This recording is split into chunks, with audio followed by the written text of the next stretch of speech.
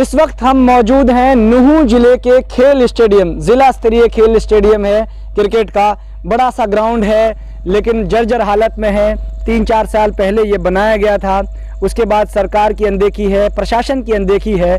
अगर हम देखें यहाँ पे तो इस पूरे ग्राउंड के अंदर उपले हैं और गंदगी पड़ी हुई है।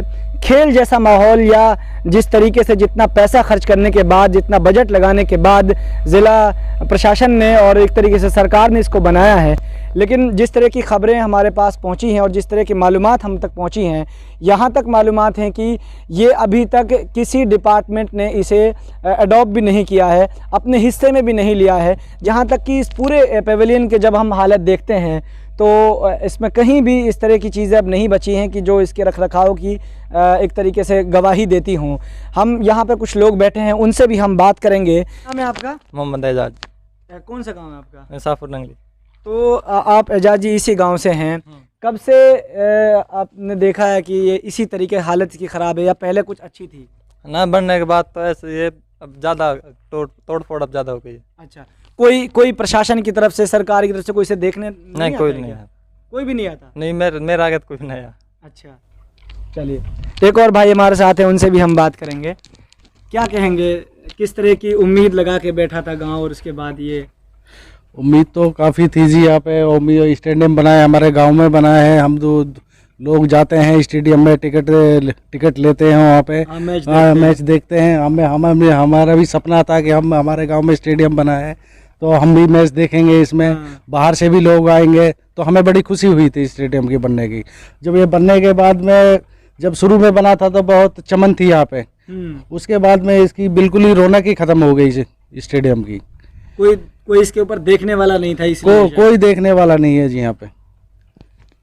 तो जिस तरह से अंदाज़ा हो रहा है और जिस तरह की जानकारी हमें मिली थी वो यही थी कि बनने के बाद तो तमाम चीज़ें दुरुस्त थी, लेकिन जब रखरखाव नहीं हुआ और किसी भी डिपार्टमेंट ने इसे अडॉप्ट नहीं किया, शायद इसी वजह आज इसकी इतनी दयनीय हालत है। अंदर भी हम आपको इसके हालात दिखाएंगे। अब इस वक्त हम स्टेडियम में अंदर पेवेलियन के अंदर हैं और यहाँ पे आपको हम दिखाना चाहेंगे कि देखिए, मैं कैमरामैन से कहूँगा कि ये इस पे लिखा है district sports officer DSO room, लेकिन रूम के अंदर आप देखेंगे दरवाजे नहीं है और अंदर तो और भी बुरी हालत, इसमें बदबू आ रही है एक तरह से। इसमें कहीं ना कहीं गंदगी है, गंदगी का ढेर है और गलाजत पड़ी हुई है। ये स्टोर रूम है, यानी जहाँ पे खिलाड़ियों का सामान रखा रहना चाहिए था, इस तरह की उम्मीद लगाई जा सकती थी, लेकिन ये स्टोर रूम भी अपनी दयनीय हालत में है। ये जो है लेडीज़ बाथरूम है, इसकी भी यही हालत है। यहाँ तक बदतर है कि जब हम इस स्टेडियम की रिपोर्टिंग करने के लिए यहाँ पहुँचे हैं कि उसकी क्या हालत है, तो इस तक जो रास्ता जाता है वो भी बिल्कुल जर्जर हालत में है। गाड़ी एक तरीके से डैमेज हो सकती है। कम से कम स्टेडियम पर जब आदमी जाता है खेलने के लिए, टीम जाती है, तो वो रास्ता तो अच्छा होना चाहिए।